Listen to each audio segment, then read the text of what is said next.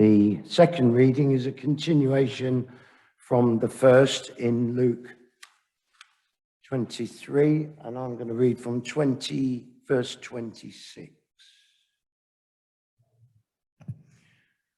As they led him away, they seized Simon from Cyrene, who was on his way in from the country, and put the cross on him and made him carry it behind Jesus. A large number of people followed him, including women who mourned and wailed for him. Jesus turned and said to them, "Daughters of Jerusalem, do not weep for me. Weep for yourselves and for your children. For the time will come when you will say, 'Blessed are the barren women, the wombs that never bore and the breasts that never nursed.' Then they will say to the mountains, 'Fall on us,' and to the hills, 'Cover us.' For if men do these things when the tree is green, what will happen when it is dry?" 2 other men, both criminals, were also led out with him to be executed. When they came to the place called the Skull, there they crucified him along with the criminals, one on his right and the other on his left. And Jesus said, "Father, forgive them, for they do not know what they are doing." And they divided up his clothes by casting lots. The people stood watching, and the rulers even sneered at him. They said, "He saved others. Let him save himself if he is the Christ of God, the chosen one." The soldiers also came up and mocked him. They offered him wine vinegar and said, "If you are the king of the Jews, save yourself." There was written a notice above him which read, "This is the King of the Jews." One of the criminals who hung there hurled insults at him. "Aren't you the Christ? Save yourself and us." But the other criminal rebuked him. "Don't you fear God," he said, "since you are under the same sentence? We are punished justly, for we are getting what our deeds deserve. But this man has done nothing wrong." Then he said, "Jesus, remember me when you come into your kingdom." Jesus answered him, "I tell you the truth. Today you will be in paradise." It was now about the 6th hour, and darkness came over the whole land until the 9th hour, for the sun stopped shining.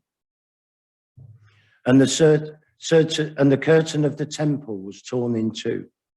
Jesus called out with a loud voice, "Father, into your hands I commit my spirit." When he had said this, he breathed his last. The centurion, seeing what had happened, praised God and said, "Surely this was a righteous man." When all the people who had gathered to witness this sight saw what took place, they beat their breasts and went away. But all those who knew him, including the women who had followed him from Galilee, stood at a distance watching these things. Now there was a man called Joseph, a member of the council, a good and upright man, who had not consented to their decision and action. He came from the Judean town of Arimathea, and he was waiting for the kingdom of God. Going to Pilate, he asked for Jesus' body. Then he took it down, wrapped it in linen cloth, and placed it in a tomb cut in the rock, one in which no one had yet been laid. It was preparation day, and the Sabbath was about to begin. The women who had come with Jesus from Galilee followed Joseph and saw the tomb and how his body was laid in it. Then they went home and prepared spices and perfume, but they rested on the Sabbath in obedience with the commandment. This is the word of the Lord. Thanks be to God.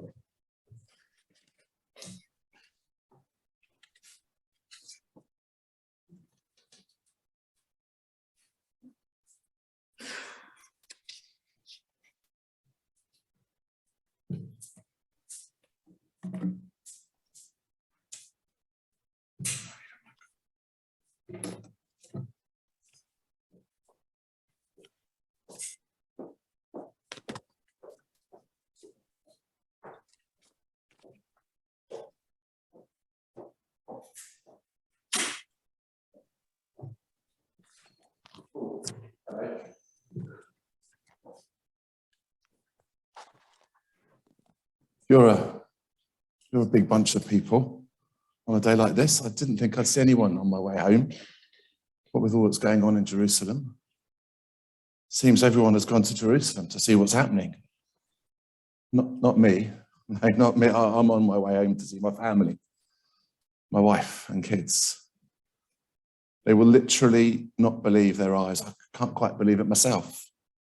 It has only just happened. I want to get away before they change their mind, before they want to take me back, before they realize they've made a terrible mistake.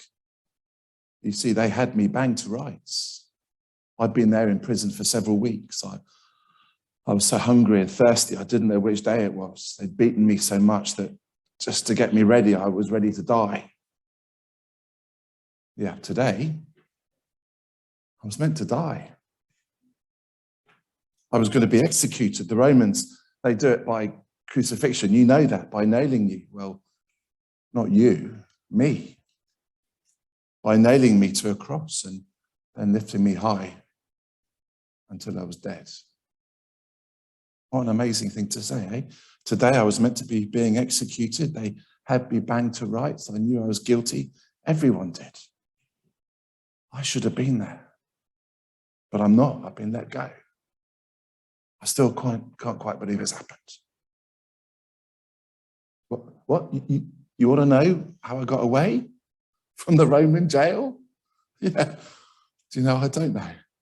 Well, I don't know everything that happened. Let me tell you, I wasn't there, but I heard a big commotion upstairs. And when I say upstairs, I was down in a dungeon, but I could hear up in the palace, there was a lot of noise, a lot of scuffling, and a whole lot of people shouting my name, Barabbas, Barabbas.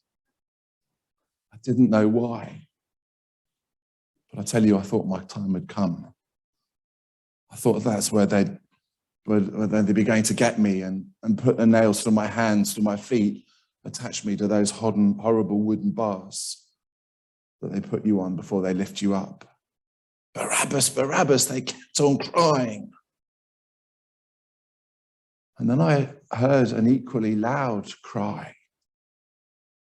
Crucify him, crucify him.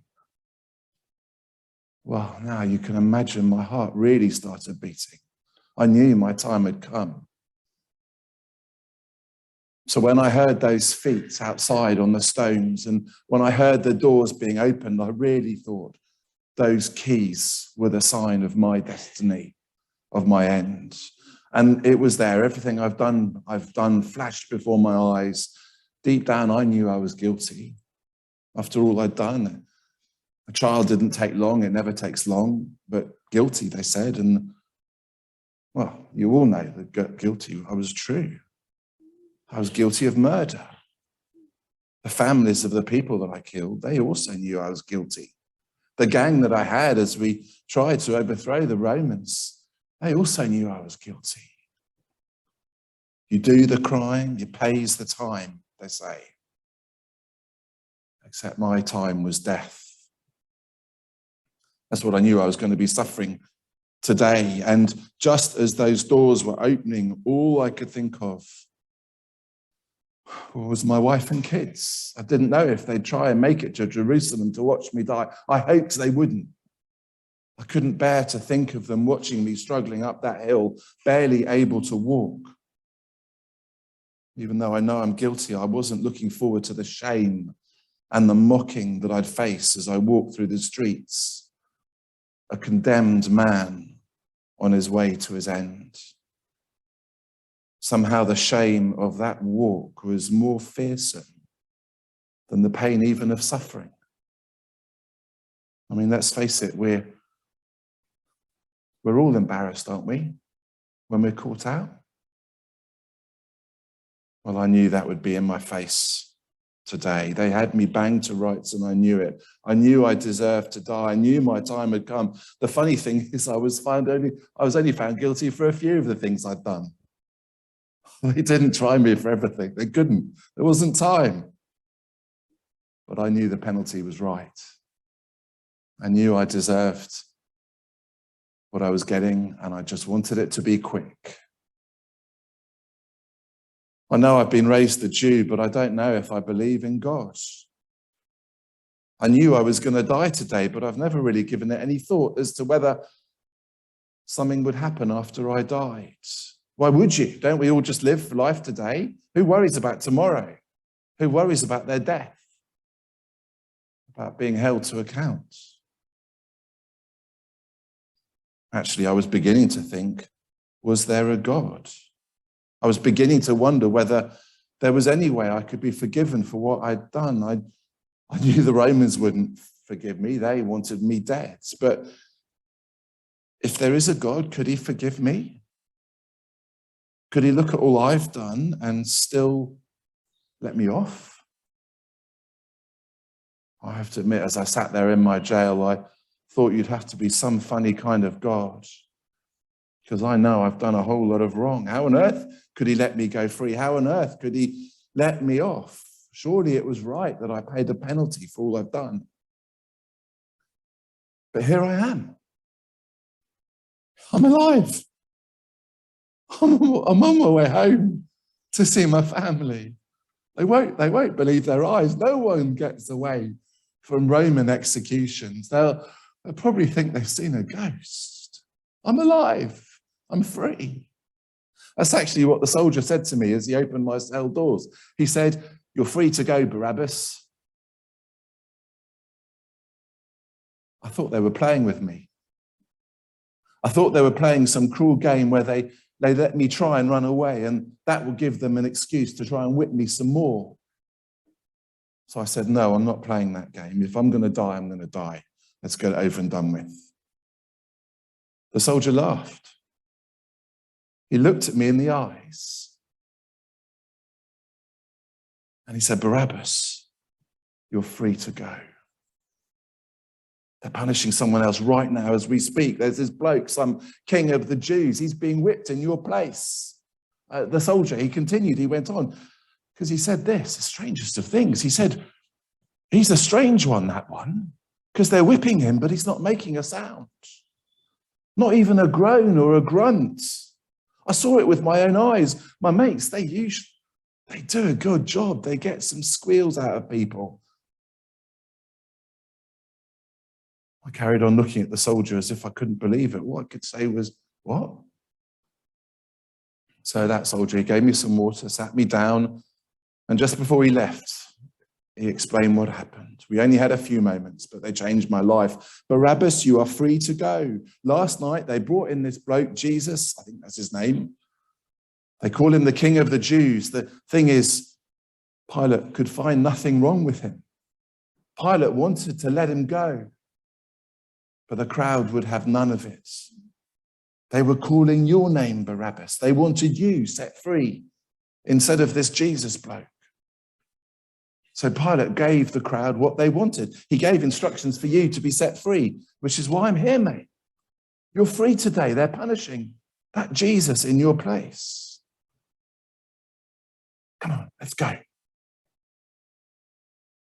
And as he dragged me out of the prison, I caught a glimpse of that man, Jesus. It was obvious who he was because he was walking in my shoes. He was carrying my cross. He was going where I should have gone.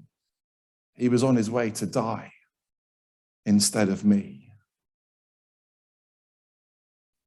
I think I even caught a glimpse of his eyes, you know. They were incredible because they were so good. It was as if he was pleased for me and wanted me to know that all was well. I've never seen that before. Such love. So that's why I'm here on my way home. They had me banged to rights. I knew I deserved to die. Today was going to be my day of dying. But just as true as I am here in front of you, there's a man called Jesus that's hanging on a cross right now in my place. I do the crime. He's doing the time. Except his time has come to an end. I did the crime, someone else is paying the time. Someone else is dying today and I'm not. All I can say is you can't imagine how good that feels. After all I've done, after all my shame, I'm free to go. If there is a God, I only hope Jesus doesn't suffer too much. I only hope the pain is not as bad as they say it is. I only hope his death is quick. Because from all that they say, he didn't deserve to die. But I'd heard about him, you know. I'd heard he was some kind of teacher. He'd only been around a bit, but it seemed that for a while, quite a lot of people wanted to know him. And until the end, that is, until this last week, I wish I'd had a chance to see him. I think we probably have got on. Amazingly, he was well known for hanging out for my kind. He had some kind of message that we can all be friends with God, that God will forgive us for what we've all done.